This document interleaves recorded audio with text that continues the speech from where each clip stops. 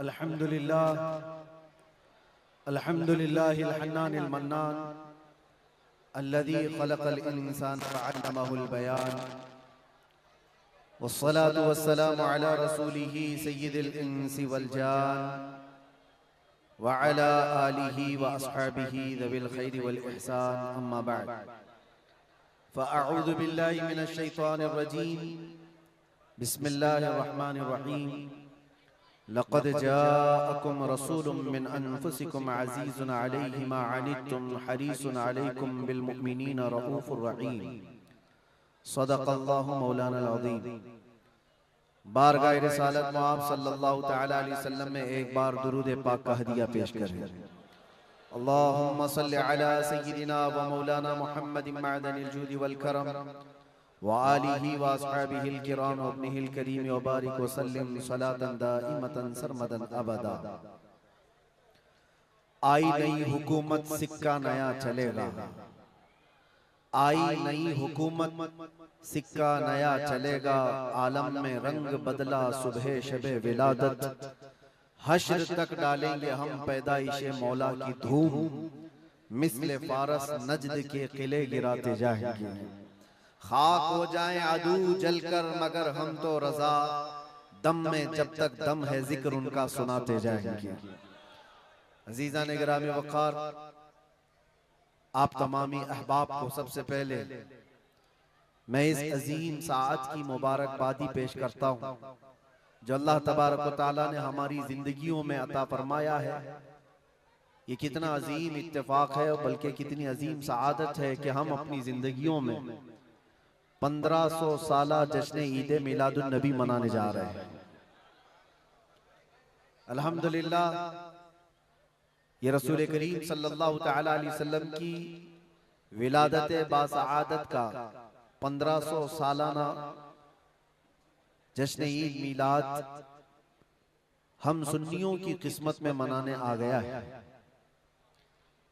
एक बात आपको बताता चलूं कि हुजूर पाक सल्लल्लाहु तआला अलैहि वसल्लम की विलादत की खुशी मनाना ये अल्लाह तबारक व तआला ने किस्मत वालों को अता फरमाया है। जिसकी किस्मत अच्छी है वो हुजूर पाक के जिक्र से खुश भी होता है, फलता भी है और फूलता भी है, और जिसकी किस्मत फूटी है वो जलता भी है, जलाता भी रहता है। हमें आज उससे गरज नहीं, आप शरीयत के हुदूद में रह करके हुजूर पाक सल्लल्लाहु अलैहि वसल्लम की आमद की जितनी खुशियां मनाएं वो कम है। जितना हुक्म हमें दिया गया है उन सारी खुशियों के साथ आप लोग मियां साल भर में एक बार थोड़ी ना मीलाद मनाने की खुशी है, और एक साल ही नहीं, हमारा मसलक तो ये है कि इस साल ही ईद मिलाद नहीं मनाएंगे बल्कि हश्र तक डालेंगे हम पैदाइशे मौला की धूम, और बल्कि ये अपना अकीदा बना करके चलो दम में जब तक दम है जिक्र उनका सुनाते जाएंगे। और हो सकता है प्रोग्राम के लिए, स्टेज के लिए और फिर माहौल बनाने के लिए परमिशन लेना पड़ता हो, लेकिन हुजूर पाक का जिक्र करने के लिए किसी सुन्नी को किसी के परमिशन की जरूरत नहीं। आशिक रसूल उसका अकीदा तो ये है, मैं वो सुन्नी हूं जमीले कादरी, मरने के बाद मेरा लाशा भी कहेगा अस्सलातु वस्सलाम। हमारा तो ये तौर तरीका है। आज सुन्नियों की किस्मत में ये मीलाद की जो घड़ी आई है, सबसे पहले तो मैं गुजारिश करूंगा कि अल्लाह के नबी सल्लल्लाहु तआला अलैहि वसल्लम की बारगाह में वो खिराज अकीदत पेश करो कि ये तारीख बन जाए, बल्कि इस्लाम की तारीख का एक अजीम हिस्सा अभी इस साल आपको मिलने वाला है। पूरी इस्लामी तारीख में ये तारीख बनने जा रही है कि 1500 सालाना जश्न ईद मिलादुन नबी अल्लाह ने हम गुनहगारों को अता फरमाया है, और ये किस्मत नहीं है तो और क्या है मेरे अज़ीज़ों। लेकिन साथ में ये भी मैं आपको बता दूं कि हुजूर पाक सल्लल्लाहु तआला अलैहि वसल्लम की मीलाद की खुशी क्या ये कुरान और हदीस से साबित है भी कि नहीं है, क्योंकि अभी ये 10 दिन बचे हैं, 12वीं शरीफ को एक बात कान खोल करके सुन ले। मैं कुरान और हदीस की दलाइल की तरफ आता हूं बाद में, लेकिन एक बात वजाहत के साथ कहता हूं। हुजूर पाक सल्लल्लाहु ताला अलैहि वसल्लम की विलादत बासआदत 12 रबीउल अव्वल शरीफ को हुई। असह रिवायात और अरजह रिवायात के मुताबिक हर साल हुजूर की विलादत की खुशी हम 12 रबीउल अव्वल को ही मनाएंगे, अगरचे किसी और की तरफ से, डिपार्टमेंट की तरफ से या पुलिस वालों की तरफ से जुलूस किसी और भी दिन निकलता हो, 12 रबीउल अव्वल को 12वीं ही होगी। हुजूर पाक सल्लल्लाहु ताला अलैहि वसल्लम की विलादत 12 रबीउल अव्वल शरीफ को हुई और ये कयामत तक डेट बदली नहीं जाएगी इंशाअल्लाह। और जो कुरान और हदीस की बात मैं अर्ज कर रहा हूं, सबसे बड़ी बात तो ये है, आप रसूल पाक सल्लल्लाहु अलैहि वसल्लम को खुदा समझते हैं या खुदा का रसूल समझते हैं? खुदा का रसूल समझते हैं तो फिर मिलाद मनाओ, इसलिए कि खुदा की मिलाद नहीं हो सकती, खुदा की मिलाद नहीं हो सकती, क्योंकि अल्लाह के बारे में अकीदा क्या है हमारा? लम यलिद वलम यूलद, वो ना किसी से पैदा हुआ ना उससे कोई पैदा होगा। अल्लाह किसी से पैदा नहीं हुआ और अल्लाह के पैदा होने की कोई तारीख नहीं बनाई जा सकती, उसकी मिलाद नहीं हो सकती।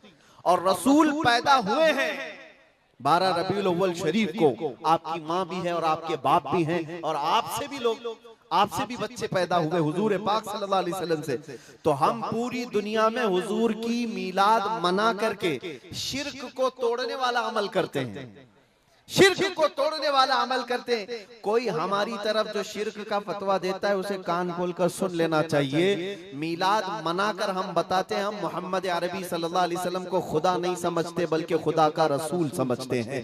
अगर खुदा समझते या खुदा के बराबर समझते तो हुजूर की मिलाद कभी नहीं मनाते, क्योंकि अल्लाह की मिलाद नहीं मनाई जाती तो हम रसूल की भी मिलाद नहीं मनाते। दोनों को अगर बराबर समझते नहीं, हम सुन्नियों का अकीदा यह है, मैं मानता हूं अक्ल वालो मेरा मोहम्मद खुदा नहीं है, मगर दिलों में ये नक्श कर लो कि वो खुदा से जुदा नहीं है।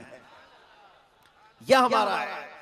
रसूल करीम सल्लल्लाहु ताला अलैहि वसल्लम की मिलाद मनाना शिर्क को तोड़ने वाला अमल है, शिर्क को खत्म करने वाला अमल है। और आपको एक बात ये भी बता दूं, हुजूर अकरम सल्लल्लाहु ताला अलैहि वसल्लम की विलादत जिस दिन हुई थी पूरी कायनात में बहुत कुछ तब्दीलियां आई थी, जो सही रिवायात में मौजूद हैं। बहुत तब्दीलियां आई थी। अरब उस वक्त जो रेगजार था, सहरा था, सब्जा देने लग गया, बारिशें बराबर होने लग गई। अरब में आज भी बारिश नहीं होती है, साल में 2-4 बार बारिश के खतरात गिर गए, अलग बात है।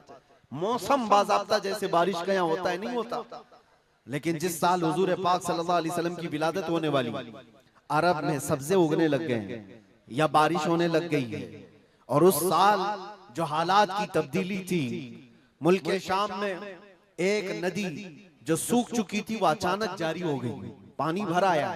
और एक नदी जो हमेशा बहती वो अचानक सूख गई। एक आतिशकदा था 1000 साल से जिसकी आग को बुझने नहीं दिया गया था ईरान के नुजूमियों ने, आतिश परस्तों ने, अचानक वो आग भी गुल हो गई। एक ही दिन में सब चीजें हो रही हैं। और कायनात में ये जो बड़ी बड़ी तब्दीलियां हुई थी, उस दिन एक और तब्दीली, बुत सारे औंधे मुंह गिरे हुए थे। जो 12 रबीउल अव्वल शरीफ का दिन था, ये सही रिवायात से मैं बता रहा हूं, बुत औंधे मुंह गिरे हुए। लेकिन एक बहुत बड़ा मसला हुआ था जिसकी तरफ इमाम अहले सुन्नत फाजिल बरेलवी रहमतुल्लाह ताला अलैह अपने शेर में इशारा करते हुए फरमाते हैं, क्या एक बहुत बड़ी तब्दीली ये हुई थी कि मुल्क फारस का जो बादशाह है किसरा, उसका किला इतना मजबूत था कि उसकी हिफाजत के लिए 1 लाख फौजी खड़े रहते थे, सिर्फ किले की हिफाजत के लिए। और वो किला इतना मजबूत कि उनका दावा था, उनका चैलेंज था कि इसको कोई तोड़ नहीं सकता, इसको मिटा नहीं सकता। लेकिन 12वीं शरीफ का दिन या सुबह के वक्त अचानक किले के अंदर जलजला आया और दीवार फट गई। और ऐसी फटी कि उसमें से एक आदमी जा सकता है, आ सकता है। आज भी वो शकशुदा दीवार के साथ किला मौजूद है इराक में, जिसको किलातुल किसरा कहा जाता है आज भी। अब आप अंदाजा करें 2000 साल से वो किला आज तक मौजूद है, तो उस वक्त कितना मजबूत रहा होगा। उस वक्त किले के अंदर जलजला आया, और तख्त उलट गया, दीवार में दरार पड़ गई, वो दरार आज भी मौजूद है। बादशाह हैरान और परेशान। दूसरे दिन सारे नजूमियों को बुलाया गया और पूछा गया कि ये क्या माजरा है कि इतना मजबूत किला कैसे ये टूट गया, या इसकी दीवार में शगाफ कैसे आ गई है। तो सारे नजूमियों ने अपने इल्म के मुताबिक जो नतीजा निकाला, बादशाह से कहा दर हकीकत ये जलजला आम जलजला नहीं है, ये तेरी दीवार का टूट जाना ये आम सी बात नहीं है। हमारा इल्म ये बता रहा है कि इस रुए जमीन पर अल्लाह का कोई नबी पैदा हुआ है जो तेरी सल्तनत को खत्म करने वाला है। एक बच्चा अरब में ऐसा आया है, आई नई हुकूमत, सिक्का नया चलेगा, आलम में रंग बदला, सुबह शबे विलादत। उस दिन जो हुआ था उसको इमाम अहले सुन्नत क्यों फरमाते हैं, वो एक दिन की बात है ना।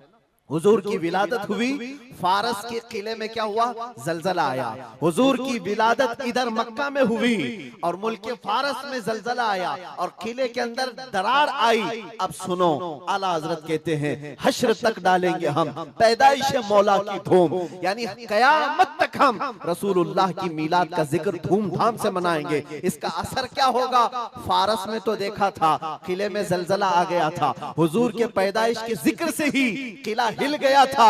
अब हम जब जब जिक्र करेंगे मिसले फारस नजद के किले गिराते जाएंगे, मिसले फारस नजद के किले गिराते जाएंगे। आज जिन लोगों के किले गिरते हैं या हिलते हैं वो जिक्र मुस्तफा से ही गिरते हैं, लेकिन उसका हमें कुछ असर नहीं होना चाहिए। खाक हो जाएं अदू जलकर मगर हम तो रजा, दम में जब तक दम है जिक्र उनका सुनाते जाएंगे। अजीजा ने गिरामे वक़ार, मैं बहुत छोटे से वक्त के लिए आपके पास आया हूं, लेकिन एक अजीम मैसेज देकर के कि मिलाद मुस्तफा सल्लल्लाहु अलैहि वसल्लम के मौके पर सारे सुन्नियों को ये चाहिए कि सिर्फ झंडे लगाने और कुमकुमे लगाने और बड़े बड़े नारे लगाने से ही ईद मिलादुन नबी का आप एहतमाम नहीं कर रहे हो, बल्कि हर सुन्नी आशिक रसूल को चाहिए कि वो इस मौसम में नहीं बल्कि पूरी जिंदगी उसकी है, लेकिन इस मौसम में खास तौर पर अपने नबी पाक सल्लल्लाहु अलैहि वसल्लम की सीरत तो पढ़ ले, मेरे आका सल्लल्लाहु अलैहि वसल्लम की बायोग्राफी मालूम हो जाए, हुजूर पाक की जिंदगी को समझ जाएगा। तो मेरे अजीजों, ये हवाओं के झोंकों से उसका कभी कुछ बाल बेका नहीं हो सकता। जो नबी पाक सल्लल्लाहु अलैहि वसल्लम को पढ़ा हुआ है वो तूफानों और आंधियों में अपना मजहब नहीं बदल सकता, वो लोगों की लालच पर अपना दीन का सौदा नहीं कर सकता। ये वही लोग हैं जो दीन के सौदा करते हैं जिन्होंने अपने नबी को नहीं पढ़ा। हुजूर पाक सल्लल्लाहु अलैहि वसल्लम को जिन आंखों ने एक बार देखा है वो सहाबा की जिंदगी तो देख लें, उनको खोलते हुए तेल में भी डाल दिया गया, मगर दामन मुस्तफा से हाथ हटाना तो दूर की बात है, जुबान पर लफ्ज लाना भी उन्होंने कभी गवारा नहीं किया। जानते हो, 3 भाई थे, ये कलयुगी में एक हिकायत लिखी हुई है, 3 सगे भाई थे, एक ईसाई बादशाह ने गिरफ्तार कर लिया, तीनों जवान थे, 20 से 30 साल के बीच में, और बादशाह ने कैद करके उनको सबसे पहले क्या कहा, तुम अपना दीन बदल लो, धर्म परिवर्तन कर लो, मोहम्मद अरबी सल्लल्लाहु अलैहि वसल्लम के जो कसीदे गाते हो छोड़ दो। लेकिन देखो, याद रखो, उसमें से जब बादशाह ने ये बात रखी तो उन्होंने कहा नहीं, हमारा दीन इतना सस्ता नहीं है कि हम तुम्हारी कैद में आते ही बदल डाले। उसने कहा अगर तुम बदल लोगे तो मैं तुम्हें अपने वजारत में, सिपाहियों में बड़े मनसब पर रखूंगा। नहीं माना, ठुकराया। बादशाह ने क्या कहा, इसकी सजा तुम्हें भुगतने के लिए तैयार रहनी होगी। तैयार। बहुत बड़े एक कढ़ाई में तेल को लाकर खोलते हुए तेल में उसमें से सबसे बड़े भाई को डालने का हुक्म दिया। बादशाह ने जैसे हुक्म दिया, जल्लाद आया और उन 3 भाइयों में से एक को उठाया और खोलते हुए तेल में डाल दिया। अंदाजा करो, मोमबत्ती पर अगर तुम्हारी उंगली भी लग जाए ना तो चमड़ी जल करके निकल आएगी, और पता नहीं कितने दिन तक इसकी जलन आपको होती रहे। लेकिन एक पकते हुए तेल में डाला जा रहा है, डाल दिया, जिस्म पूरा चरमरा गया। थोड़ी देर गुजरी, 2 भाई और मौजूद, दूसरे को बुलाया गया, देखा तुम्हारे भाई का हश्र क्या हुआ है, तुम अगर बादशाह की पेशकश को कबूल कर लो तो शायद तुम्हारी जान बच सकती है। दूसरे ने मुस्कुराया और कहा वही शायद उनकी ही जुबान थी जो बरेली से यूं आती है, जिंदगी ये नहीं किसी की किसी के लिए, जिंदगी है नबी की नबी के लिए। मेरे बड़े भाई को जलाने के बाद अब तो तुमने और भी मुश्किल कर दिया है फैसला। मैं इस बात के लिए तैयार हूं कि इससे बड़े तेल में भी मुझे डाला जाए, लेकिन जुबान पर मेरे मुस्तफा के दामन को छोड़ने वाली बात कभी नहीं ला सकता। दूसरे भाई को भी उठाया गया और खोलते हुए तेल में डाल दिया। दो भाइयों की शहादत हो गई जगह पर ही। वो तेल में डालना जुबान पे अल्फाज हो सकता है, आसानी से हम बोल रहे हैं और आप आसानी से सुन रहे हैं। प्रैक्टिकल जिसके साथ होगा वो अंदाजा कर सकता है दर्द और कर्ब किसको कहते हैं, शिद्दत की तकालीफ किसको कहते हैं। मेरे अजीजों, तीसरा जो नौजवान था वो बहुत ही कम उम्र का था, 22 से 23 साल का होगा। बादशाह का जो वजीर वहां पर था, उसने देख करके बादशाह से कहा, इस लड़के को मेरे हवाले कर दीजिए, मैं इसको बदल करके लाऊंगा, मेरा चैलेंज है। क्यों, जान इसकी भी ले लेंगे, मैं इसको बदल करके लाऊंगा। इतने मजबूत लोग कैसे हो सकते हैं अरब के कि खोलते हुए तेल में इनके भाइयों को डाला गया, तब भी ये बदल नहीं रहे। दो को मरते हुए, अरे यहाँ एक को डंडा पड़ते हुए देखकर सारे भाग जाएं, और ये दो को जलते हुए देख करके भी टस से मस नहीं होते। कैसा अकीदा है, कैसा तसल्लुब है इनका। बादशाह ने कहा, किस बात पर तुम्हें यकीन है कि इसको तुम बदल लाओगे? उसने कहा, मुझे भरोसा है, आप मुझे दीजिए 1 महीने का टाइम, इसको बदल कर न लाऊं तो फिर मुझे आप जो सजा दे। बादशाह ने कहा, ठीक है, ले जाओ। तीसरे को खोलते हुए तेल में डालने की बजाय बादशाह ने अपने वजीर के हवाले कर दिया। और दुनिया देखो, वो मेरे अजीजों याद रखो, आशिकाने मुस्तफा से 2 इम्तिहान हर जमाने में होते रहेंगे, आज भी हो रहे हैं और होते रहेंगे। पहला इम्तिहान, मौत से डरा करके तुम्हारा दीन छीन लिया जाएगा, मौत से डरा करके ये हो जाएगा, वो हो जाएगा, तुम्हें ये कर दिया जाएगा, वो कर दिया जाएगा। मौत का डर, खौफ तुम्हारे कदमों में डगमगाहट लाने के लिए लाया जाता। अगर मौत से नहीं डरता कोई आदमी, तो उसके साथ दूसरा पेंतरा क्या खेला जाता है। ये दुनिया का दस्तूर है, हमेशा से जब देखती है दुनिया के ये मौत से डरता नहीं है, तो फिर इसको औरत और दौलत की लालच से खरीदने की कोशिश की जाती है। ये 2 चीजें ऐसी हैं जो अच्छे अच्छों का सौदा कर जाती हैं। बहुतों ने अपना ईमान सिर्फ शबाब पर बेच दिया है, हुस्न शबाब को देख करके। औरतों के दिल दादा हुए या दौलत के दिल फरेब हो गए, और उन्होंने अपना दीन का सौदा कर लिया है। नौजवानों, याद रखो, तुम्हारी जिंदगी में अगर ये 2 इम्तिहानों में से कोई इम्तिहान आए, तो अपने नबी पाक को याद कर लेना, हुजूर को याद कर लेना, और अल्लाह के नबी सल्लल्लाहु अलैहि वसल्लम की बारगाह में ये इस्तिगासा कर लेना कि मेरे आका, बड़ा सख्त और कठिन वक्त आया है, दुनिया मौत से डरा करके कभी मेरा ईमान छीनने की कोशिश कर रही है, अगर उससे मैं नहीं डगमगाया तो दुनिया मुझे हुस्न शबाब की लालच दे करके अपनी तरफ लेना चाहती है। अब उस वजीर ने क्या किया, उस छोटे से नौजवान लड़के को अपने घर ले गया, और उसकी बेटी थी जो निहायत हसीन और जमील, बहुत खूबसूरत लड़की उस वजीर की थी। अपनी बेटी को बुलाया और कहा, बेटी तेरे लिए एक काम देता हूँ, 1 महीना हमको मिला है, इस नौजवान को अपनी मोहब्बत में, अपने हुस्न जमाल में लेकर के आजा, बादशाह सलामत से जो इनाम चाहे तुझे ला करके दे दूंगा। अपनी लड़कियां आशिकाने मुस्तफा को खरीदने के लिए कल भी भेजे जाते थे, आज भी भेजी जा रही है। हो सकता है बहुत सारी जगहों पर जो हमारे लोग मुर्तद होते जा रहे हैं, वो जो बच्चियां आज अपने दीन और ईमान का सौदा करके भागती हैं किसी गैर के साथ, और कहीं जा करके शादियां रचाती, वो ये समझती हैं कि ये कॉमन सी बात है। वो दीन बेचने वाले लोग हैं, उनका हिस्सा दीन इस्लाम में कुछ नहीं। कल कयामत के दिन देखना, तुमने अपने नफ्स की खातिर एक गैर मुस्लिम के साथ भाग करके निकाह किया, चाहे वो बेटी हो कि बेटा हो, अपने दीन से सौदा किया है और गद्दारी की है। कल कयामत के दिन मुंह तो अल्लाह को दिखाना है, हुजूर की शफाअत के बगैर तो कुछ होना नहीं है। देखना हश्र में जो हुजूर पाक सल्लल्लाहु ताला अलैहि वसल्लम के साथ तुम खड़े रहोगे कि हम खड़े रहेंगे, वो वक्त आने वाला है। उस नौजवान के साथ क्या हुआ, वजीर ने अपनी बेटी तो लगा दी, अल्लाह की पनाह मेरे अजीजों, हुजूर पाक का इश्क का एक कतरा भी जिसके दिल में आता है, ऐसी चीजें उसके पांव को नहीं डगमगाती, ना कभी उसका ईमान खरीद सकती हैं, ना उसके दीन का सौदा कर सकती हैं। वो लड़की रोजाना आती, रात के वक्त बैठ जाती, और ये नौजवान जैसी महसूस करता, मेरे कमरे में अकेले तन्हा रहने के बावजूद वजीर की खूबसूरत हसीन और जमील बेटी, जिसके निकाह के पैगाम बादशाहों के औलाद से आया करते थे, शहजादे निकाह का पैगाम भेजा करते, वो लड़की मेरे पास आकर बैठ जा रही है। नौजवान क्या करता था, मुसल्ला बिछाया और सजदे में गिर गया। जब तक वो उठती नहीं थी ये सर उठाता नहीं था। ये रात भर के सजदे इसके इसी तरह रहते। वो ऊँगती रहती, देखती रहती, इंतजार करती रहती और थक करके वापस चली जाती। महीना गुजरने को आया था मेरे अजीजों, उस नौजवान ने आंख भरकर एक बार देखा भी नहीं। और वो थक हार करके महीना खत्म होने के बाद उस नौजवान को मुखातब करके कहती है, ऐ नौजवान एक बार मेरे हुस्न को देख तो ले। मुझे देखने के लिए बादशाहों के बेटों की भी कतार लगती है। कई बड़े बड़े लोग पैसों के अंबार लगा सकते हैं मेरे हुस्न को देखने के लिए। एक तू है कि मैं आता हूं तो मुसल्ले पे गिर जाता है। उठ एक बार देख तो ले, मुझे अल्लाह ने कैसा हुस्न दिया है, कैसा जमाल दिया है, एक बार देख तो ले। उस नौजवान ने आंखें झपकाए बगैर, पलटे बगैर जवाब दिया कि ऐ खातून तू अपना ये हरबा इस्तेमाल करना बंद कर दे, ये तेरा काम मुझ पर चल नहीं सकेगा। वजह यह है जिन आंखों में एक बार जमाले मुस्तफा बस चुका हो उसको दुनिया का हुस्न कभी धोखा नहीं दे सकता, दुनिया का जमाल उसे खरीद नहीं सकता। वो खातून उठ गई और जवान की इन बातों से उसके दिल पर ऐसा वलवला तारी हुआ।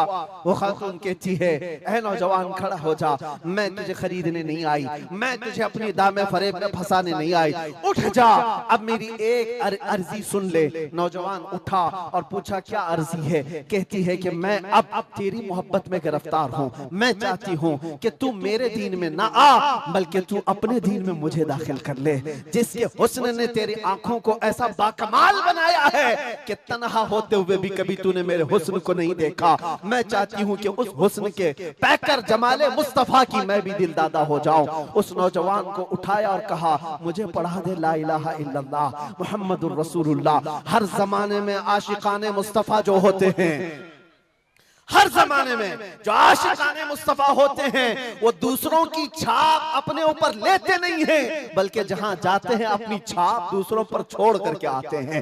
यही होती है जिंदगी आशिकाने मुस्तफा की। उस नौजवान ने उसे कलमा तैयबा पढ़ाया और उस खातून ने कहा, चलो यहाँ से निकलो, कुफरिस्तान से निकल करके हम निकाह करते हैं और साथ जिंदगी गुजारेंगे। तवज्जो चाहता हूँ, तवज्जो चाहता हूँ, ये मेरी बात को खत्म होने दो।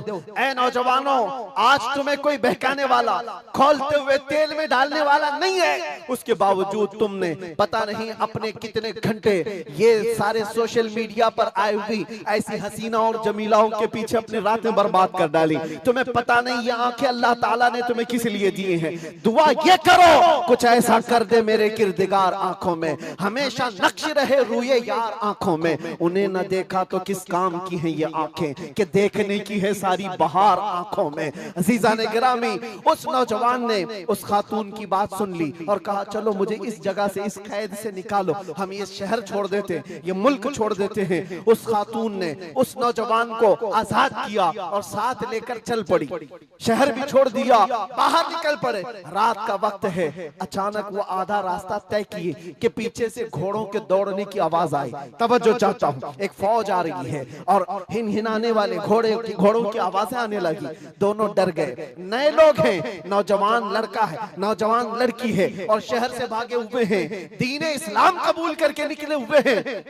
बादशाह को हो सकता है खबर हो गई होगी, वजीर को पता चल गया होगा कि कैद से निकला हुआ ये फरार मुजरिम हमारा शहर छोड़कर जा रहा है। पूरी फौज आती हुई नजर आ रही थी। ये दोनों एक दरख्त के पीछे ओट पर छुप कर खड़े हो गए। पता नहीं अब इसके आगे क्या होने वाला है, हमें गिरफ्तार कर लिया जाएगा, हो सकता है हमारा भी अंजाम वही होगा जो हमारे दो भाइयों के साथ हुआ। लेकिन इत्तेफाक की बात है, वो घोड़े करीब से करीब आते गए, वो फौज करीब आ गई और जब आ गई तो करीब आकर वो फौज रुक गई।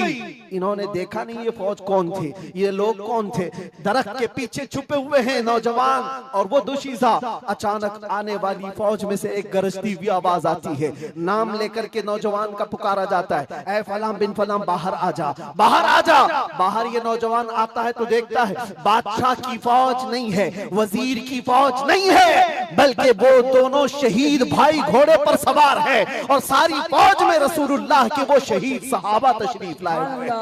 नारे तकबीर, नारे रिसालत, नारे रिसालत। ये नौजवान घबरा गया और पूछा, मैं अपने भाइयों को देख रहा हूँ घोड़ों पर सवार हैं। चंद दिनों पहले बादशाह ने खोलते हुए तेल में इनको उंडेल दिया था, इनके जिस्मों को जला दिया था। ये देख करके आप कपकपी जिस्म पर तारी है, भीगी आंखों से पूछने लगा, बड़े भाई आप लोगों को जला दिया गया था, तेल में खोलते हुए डाल दिया गया था, आप लोग यहाँ कैसे आए? दोनों भाइयों ने कहा, ऐ मारे नन्हे भाई, क्या तूने कुरान की आयत नहीं पढ़ी? वला तक़ूलू लिमन युक़तलु फ़ी सबीलिल्लाहि अमवात, अल्लाह की राह में जो मारे जाएं उन्हें मुर्दा न कहो। नौजवान ने पूछा, तुम्हें दर्द कितना हुआ होगा जब जलाया गया था, खोलते हुए तेल में डाला गया था? कर्ब कैसा था, तकलीफ कैसी थी?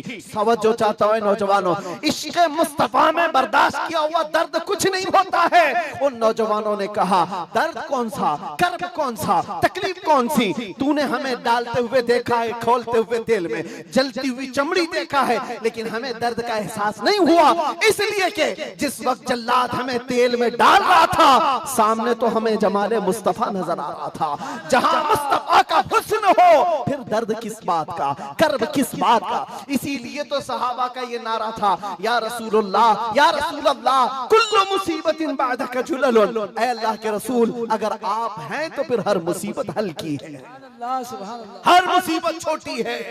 ऐ नौजवानों, दुनिया ने खरीदने की कोशिश की है, लेकिन जो जमाले मुस्तफा का दिलदादा है वो दुनिया के हालात से न बिकता है न झुकता है।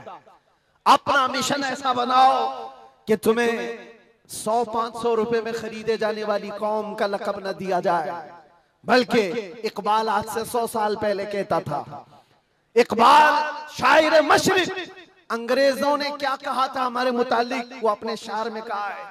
अंग्रेज क्या कहते थे? थक गए थे, थक गए थे।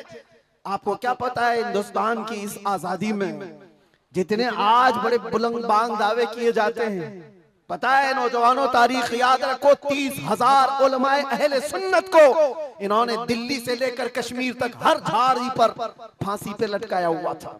30,000 उलमाए अहले सुन्नत।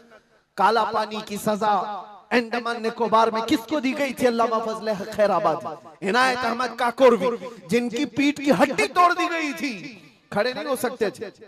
8-8 साल 10-10 साल तक झुकी हुई कमर के साथ इनको सजाएं दी गई। किफायत अली काफी कौन है, जिनको भरे बाजार में चौराहे पर लाकर अंग्रेजों ने फांसी पर चढ़ाया था। जालिमात तारीख भुला देते हैं, या तारीख के चेहरे पर आज मट्टी थोपने की कोशिश की जाती है और हमारे नौजवान है कि याद नहीं रखते हमारी तारीख। या आशिकाने मुस्तफा थे, अंग्रेजों की नाक में अगर किसी ने दम किया था तो वो आशिकाने मुस्तफा की जमात थी, आशिकाने मुस्तफा की जमात थी। किफायत अली काफी को सूली पर चढ़ा रहे थे, लेकिन जानते हो उससे पहले किफायत अली काफी एक आलिम दीन, उस आलिम दीन को गिरफ्तार करने के लिए कितने कुत्ते आए थे? 3,000 अंग्रेजों की फौज ने मिलकर के एक आलिम दीन को गिरफ्तार किया था।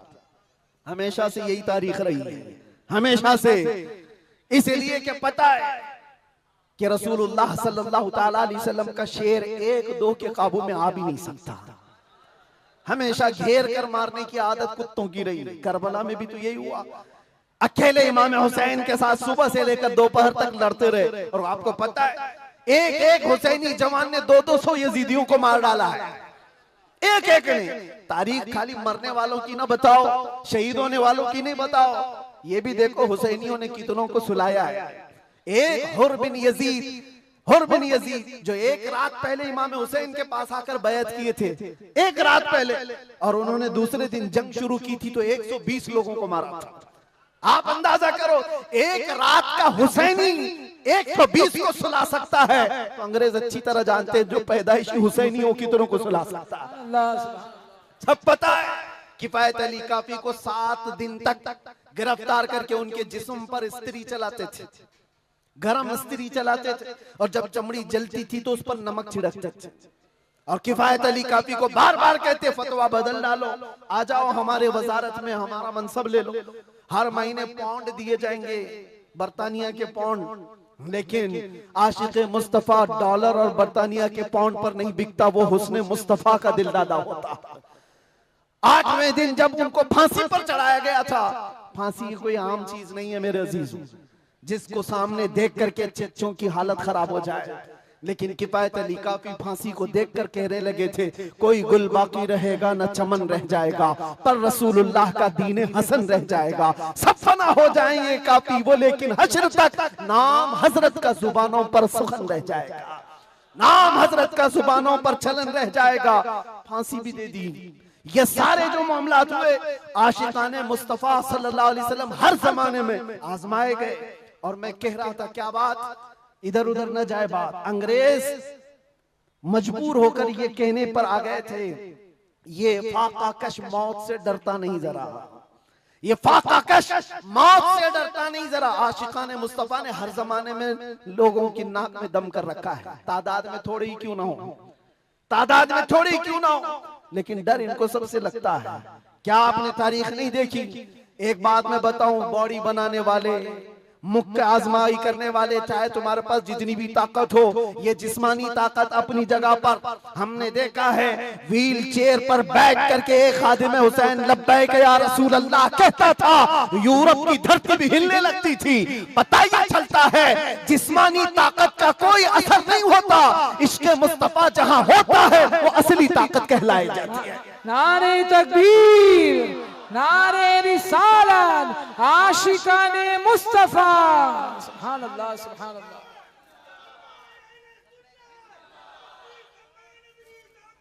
जिंदाबाद, अल्लाहु अकबर, आला हजरत, आला हजरत, आला हजरत, आला हजरत, अल्लाहु अकबर, या रसूल अल्लाह, जिंदाबाद, जिंदाबाद।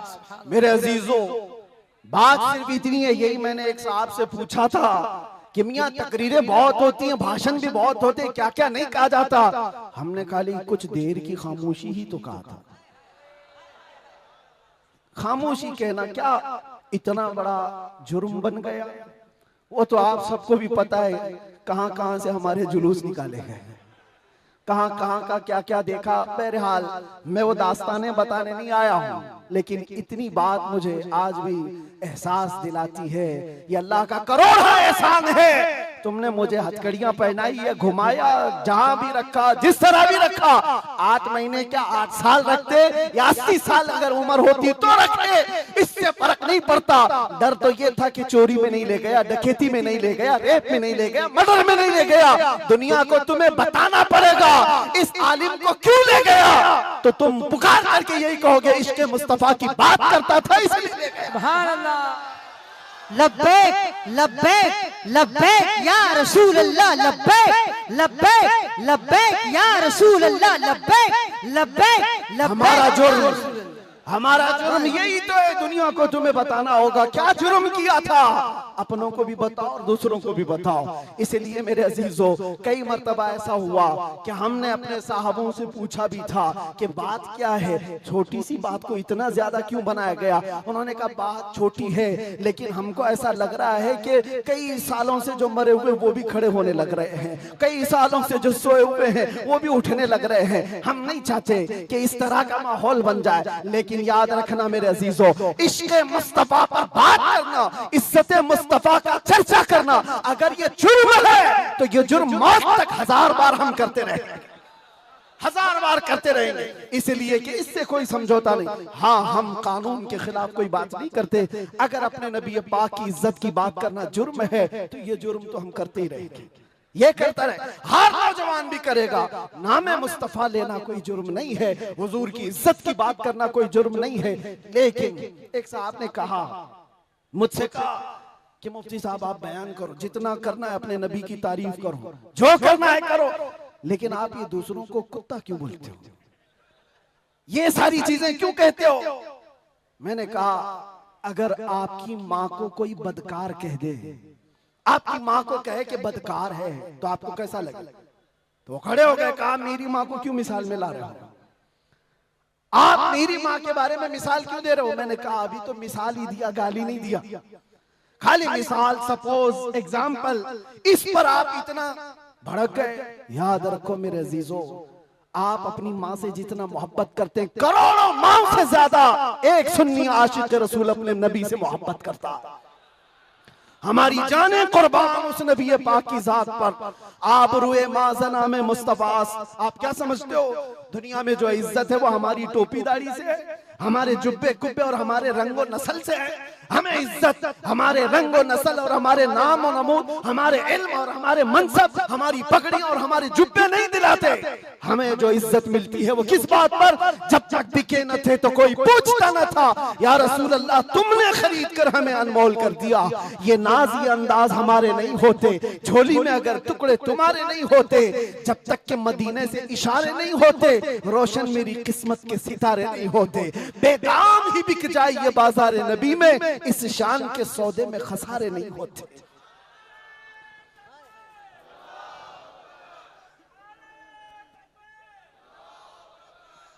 बात मैं अभी खत्म करने आ रहा हूं, बस आप इस बात को अंदाजे में रखो मेरे अजीजों। दुनिया में बहुत आंधियां हैं, बहुत तूफान, और लोग कहते हैं हालात सही नहीं है, हालात सही नहीं है, इसलिए ऐसे चलना चाहिए। हालात तो हुजूर जब ऐलान नबूवत किए थे उस वक्त से लेकर अब तक कभी सही हुए ही नहीं, कभी सही नहीं हुए। क्या बदर में हालात सही थे? उहद में हालात सही थे? खंदक में हालात सही थे? खैबर में हालात सही थे? फतेह मक्का में हालात सही थे? करबला में हालात सही थे? कभी नहीं हुए। तो ये क्या ताना दिया जाता है, ये क्या मसलहत और हिकमत की बात की जाती है? हालात बड़े पेचीदा हैं, हालात बड़े सख्त है मेरे अजीजों। ये क़यामत तक ऐसे हालात रहने वाले। सतीजा कार रहा है अजल से ता इमरोज, शरारे बूलहबी से चराग मुस्तफवी, हर जमाने में ये हालात रहेंगे। आशिक मुस्तफ़ा को इन्हीं हालात में परचम रिसालत बुलंद करके रखना है। वो सहाबा से पूछो जो निकल पड़ते थे, पैरों में चप्पल नहीं और कपड़ों पर पैबंद लगे हैं, एक खजूर की गुठली पर पूरा दिन गुजार लेते थे, फाका कश थे, लेकिन उनसे पूछो क्या उनके लिए हालात सही थे? जब अफ्रीका जा रहे थे, जब यूरोप की कलीसाओं में अजानें दे रहे थे, अफ्रीका के तपते हुए सहराओं में नामे मुस्तफा बुलंद कर रहे थे, उनसे पूछो हालात सही थे? वो कहेंगे कहां के हालात सही थे, उस वक्त भी हालात सही नहीं थे, लेकिन उसके बावजूद उन सहाबा का हाल ये था, दस्त तो दस्त है, दरिया भी न छोड़े हमने, बहरे जुल्मात में दौड़ा दिए घोड़े हमने, आ गया ऐन लड़ाई में गर वक्त नमाज, किबला रूहों के ज़मीन बोस हुई कौम हिजाज, एक ही सफ में खड़े हो गए महमूद अयाज, न कोई बंदा रहा न कोई बंदा नवाज। ये सहाबा का मसलक था, उनका मामूल था, टल न सकते थे, जंग में अड़ जाते थे, पांव शेरों के मैदान से उखड़ जाते थे, हक से सरकश हुआ कोई तो बिगड़ जाते थे, अरे तेग क्या चीज है, हम तोप से भी लड़ जाते थे। अजीजा ने गिरामी, आप मजबूती पैदा करो नामे मुस्तफा के साथ। आला हजरत की एक बात बड़ी प्यारी लगी, आप बड़े परेशान थे और ये बात मैं आपको बताकर चलूं, जो इस हक रास्ते पर आएगा उसे समझ करके चलना पड़ेगा, कांटों के रास्ते हैं। ऐसा नहीं कि हर जगह फूल सजाए जाएंगे। लोग ये समझते हैं नामों से रिसालत की बात करें और फिर हलवे पराठे खाते रहे और हम नजराने लेते रहे लोगों के यहाँ जाकर के। लोगों को ऐसा लगता है, आज मैं इस बात की वजाहत करता हूँ, वल्लाह बिल्लाह तल्लाह, कभी मुझे फकीर की कभी ये ख्वाहिश नहीं होती कि लोग मेरे नाम का नारा लगाएं, कभी नहीं। जो नारा लगे वो मेरे मुस्तफा के नाम का हो। हमारी अपनी कोई इज्जत नहीं है, हमारा इस्तेकबाल करना कहीं पर किसी के लिए वाजिब नहीं। आपकी मोहब्बत सर आंखों पर, लेकिन मैं इसका आशिक नहीं और ना ही इसका ख्वाहिशमंद, ना ही बुलंदो बाला इस्तेकबाल के साथ बड़ी गाड़ियों में आना, ये ताम झाम, कभी मुझे इस चीज की ख्वाहिश नहीं रही। और अगर ऐसी ख्वाहिश होती तो इस गली में आकर के आपसे बयान नहीं कर रहा होता। हमने लाखों का मजमा भी देखा है, लेकिन एक बात है, इस रास्ते पर चलने वाले को ये सोच करके चलना होगा कि आजमाइश होगी और इम्तिहान होगा। कई मर्तबा दौलत से खरीदे जाने की कोशिश की जाएगी, माल और मनसब दे करके, या कभी हुस्न शबाब दे करके, या कभी मौत की धमकी दे करके। ये सारी चीजें हमने देखी हैं अपनी जिंदगी में, बहुत छोटी जिंदगी में मौत की धमकी भी दी गई है। और मुझसे एक आ गया था कि अगर छूट गए तो ये समझ लेना कि दूसरा अवतार मिला है आपको। हम तो खैर अवतार देने वाले तुम नहीं हो, रज़्ज़ाक़ हकीकी अल्लाह रब्बुल इज्जत, जब तक वो न चाहे तुम्हारी सारी कायनात मिलकर के मेरा बाल बेका नहीं कर सकेगी। और अगर अल्लाह तबारक व तआला चाहे तो मच्छर और चूंटी से भी मौत हो सकती है। अल्लाह ना चाहे तो मोदी योगी से भी कुछ नहीं होता। अल्लाह अगर ना चाहे, अल्लाह अगर ना चाहे फिरौन और नमरूद से भी कुछ नहीं होता। और अगर अल्लाह चाह ले तो मच्छर से नमरूद भी मर सकता है और पानी से फिरौन भी हिलाक हो सकता है। हमारा अकीदा ये है, हमें उस बात का डर नहीं है। हमारी जिंदगी जब तक लिखी हुई है वो रहेगी, और मौत आनी है तो आनी है। लेकिन इतना याद रखो मेरे अजीजों, क्या ही खूब है बिस्तर पर पांव रगड़ रगड़ करके मरने से बेहतर है कि नामे मुस्तफा बुलंद करके दुनिया से जाए। बुज़दिलों के साथ जाने से बेहतर है आशिकों की जमात में जाए। और आजमाइश तो होगी, इम्तिहान तो होगा। सहाबा के साथ क्या नहीं हुआ? उनके माल, उनकी औलाद, उनके घर बार सब लूट लिए गए थे मक्का में। आजमाइश ऐसी थी कि वो पूरा पूरा दिन एक खजूर की गुठली पर गुजारा करते थे, और जंगें ऐसी उन पर मुसल्लत कर दी गई थी कि उनको अमन नाम की कोई चीज ही नहीं मिलती थी। हर घड़ी एक जंग से निकले दूसरी जंग, दूसरी से तीसरी। हुजूर पाक की वफादारी के साथ इम्तिहान तो होगा। आज मिलाद मुस्तफा है, नबी करीम सल्लल्लाहु ताला अलैहि वसल्लम के 1500 साला जश्न ईद मिलाद की हम तैयारियों में अपने ईमान को मजबूत करो, अपने अकीदे को मजबूत करो, इश्क़ रसूल इतना बढ़ा लो। मैं कभी कोई तलवार बंदूक बारूद की बात नहीं करता, ना ही मैं कभी कोई खुफिया मीटिंग करता हूँ, ना ही मैं कभी कोई तंजीम की बात करता हूँ कि तुम इस तरह की तंजीमें बनाओ, खुफिया मीटिंगें करो, लड़ने भिड़ने के मंसूबे बनाओ। नहीं, जो हमारी बात रिकॉर्ड कर रहे हैं वो भी सुन ले।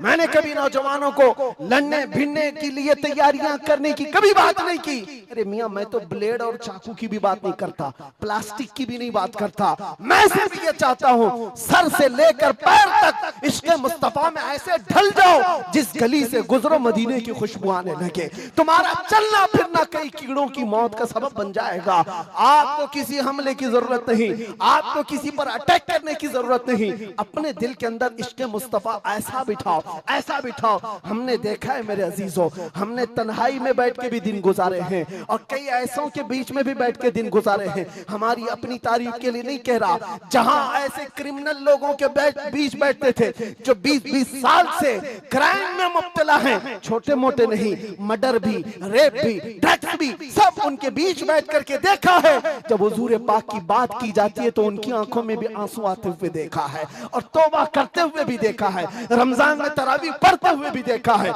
मैंने ये महसूस किया है दुनिया का एक ही इलाज है, इस उम्मत का एक ही इलाज है, वो मेरी बात का आखिरी हिस्सा है। इस दुनिया का एक ही इलाज है कि मोहम्मद से वफा तूने तो हम तेरे हैं, ये जहां चीज है क्या लौह कलम तेरे हैं। लब्बैक या रसूल अल्लाह, या अल्लाह या रहमान या रहीम, दिल माराकुन मुस्तकीम बिहक़्क़ि इय्याका नअबुदु व इय्याका नस्तईन। मालिक व मौला परवरदिगारा करीमा कारसाज़ा, तेरी दी हुई तौफीक से हमने जो कुछ भी पढ़ा और जो कुछ भी बयान किया और सुना, सब पर हमें अमल की तौफीक अता फरमा। हमारे इस जलसे पाक को अपनी बारगाह में शरफ़ कबूलियत अता फरमा। ए रब्बे करीम, इस जलसे ईद मिलादुन नबी को हमारी नजात का ज़रिया बना दे, हमारी बख्शिश का सामान बना दे। ए अल्लाह, हम सब के गुनाहों का कफ़ारा बना दे। जितने बच्चे, बूढ़े, जवान, मर्द, ख़वातीन इस जलसे पाक में हाजिर है मौला, इस जलसे से निकलने से पहले सबकी बख्शिश का ऐलान फरमा दे। अल्लाह, नाम मुस्तफ़ा के लिए हाजिर आए हुए ये चेहरे हैं, इश्क़ मुस्तफ़ा की भीख मांगते मौला, हमारे दिलों से हुब्बे दुनिया को ख़त्म फरमा दे, हमारे दिलों पर दूसरों का रौब और खौफ ख़त्म फरमा दे। अल्लाह करीम, इस दिल को तेरे दरबार में पेश करते हैं, इसमें इश्क़ मुस्तफ़ा अता फरमा दे। अल्लाह, हमारा दिल धड़कता रहे तो तेरे नबी पाक के नाम से धड़कता रहे। हम सबको नामूस मुस्तफ़ा के सिपाहियों में शुमार फरमा। अल्लाह, इस पूरे इलाके को मरकज़ इश्क़ रसूल बना दे। अल्लाह, हमारी नस्लों में क़यामत तक आशिकाने मुस्तफ़ा पैदा फरमा। हमारी औलाद को, हमारी नस्लों को, हमारे ख़ानदान को बदअक़ीदा और गुमराह होने से महफूज फरमा।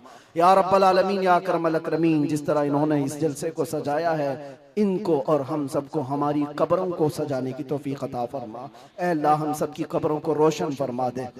या रब्बल आलमीन, या अकरमल अकरमीन, हमारी माओ बहनों बच्चियों बेटियों बहुओं बीवियों सबको हमने तेरे हवाले कर दिया, उनकी इज्जतों की हिफाजत फरमा। ऐ अल्लाह ए करीम खुदा, हम सब में जो बीमार है उन्हें शिफा अता कर दे, जो भी औलाद है उन्हें साहब औलाद बना दे, और जो कर्ज में डूबे हुए उनके कर्जों में आसानियां अता कर दे। ऐ अल्लाह जो बेरोजगार है उन्हें हलाल रोजियां अता फरमा, जो नाहक मुकद्दमे और जेलों में हो उनको आज़ाद फरमा दे। ऐ करीम खुदा रहमान रहीम, मौला तेरे दरबार में आखिर में ये इल्तिजा है, न जाने ये आंखें कब हमेशा के लिए बंद हो जाए। इन आंखों के बंद होने से पहले एक बार तेरे हबीब पाक के चेहरे की जियारत नसीब फरमा। ऐ अल्लाह दुनिया में हर आफत से बचाना मौला, उक़बा में न कुछ रंज दिखाना मौला, बैठे जो दरे पाक पैगंबर के हुजूर ईमान पे उस वक्त उठाना मौला।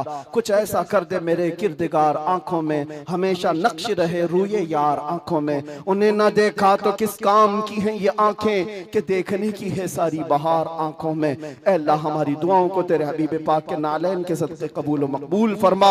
इन्नल्लाह व मलाइकतहु युसल्लूना अलन नबी या अय्युहल्लज़ीना आमनू सल्लू अलैहि व सल्लिमू तस्लीमा।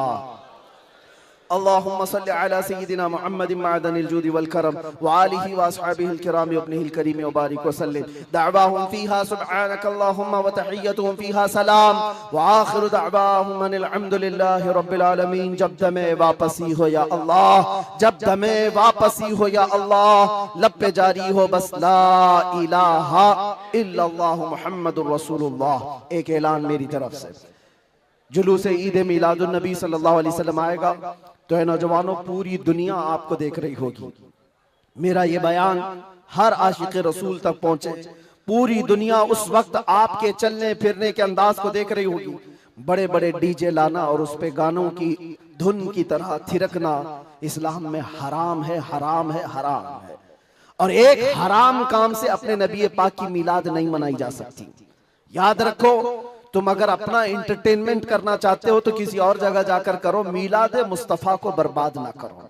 मेरी ये गुजारिश है हर नौजवान को, आप सुन्नत मुस्तफा सल्लल्लाहु अलैहि वसल्लम में मलबूस हो जाए और खूब खुशबू लगाए, खूब खैरात करे और नारे भी हो, हुजूर की नातें भी हो सब जगह, लेकिन डीजे के जरिए से या उस दिन नशा करके दूसरों को तकलीफ पहुंचाना और अपने जिस्म को तकलीफ पहुंचाना अल्लाह के नबी सल्लल्लाहु अलैहि वसल्लम को ईजा देने के बराबर है। हुजूर तो ये फरमाते हैं तुम्हारे तलवों में कांटा भी चुभे तो उसका दर्द मुझे होता है।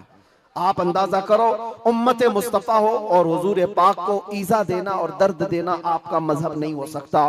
उस दिन रोजा भी रख सकते हैं, खैरात भी कर सकते हैं, इश्क़ मुस्तफा के नगमे भी सुना सकते हैं, और जो गरीब हो कमजोर हो उनको उठा भी सकते हैं, और बूढ़ों का बोझ भी उठा सकते हैं। मिलाद मनाने के बहुत तरीके हैं, जरूरी नहीं कि डीजे पर नाचना ही और जुलूस में निकल करके थिरकना ही और झंडे फहरा करके लोगों को तकलीफ देना, आग उछालना, ये सब गैरों की तरफ से आए हुए रस्म व रिवाज है। मैं गुजारिश करता हूं कि ऐसी किसी भी रस्म व रिवाज से मिलाद मुस्तफा के जुलूस को नापाक न करो, और अगर कोई करता है तो उसे रोकने की कोशिश करो। तुम अपने बाप का इस तरह मना लेना या तुम्हारे बेटे का कर लेना, मगर मुस्तफा करीम के मिलाद को नापाक होने नहीं देना। इंशाअल्लाह जुलूस ईद मिलाद 1500 साल जो आ रहा है उसको इस तरह से मनाएंगे कि इश्क़ मुस्तफा की खुशबू हर गली कूचे में हम पहुंचाएंगे इंशाअल्लाह। लब्बैक या रसूल अल्लाह, लब्बैक या रसूल अल्लाह, लब्बैक या रसूल अल्लाह।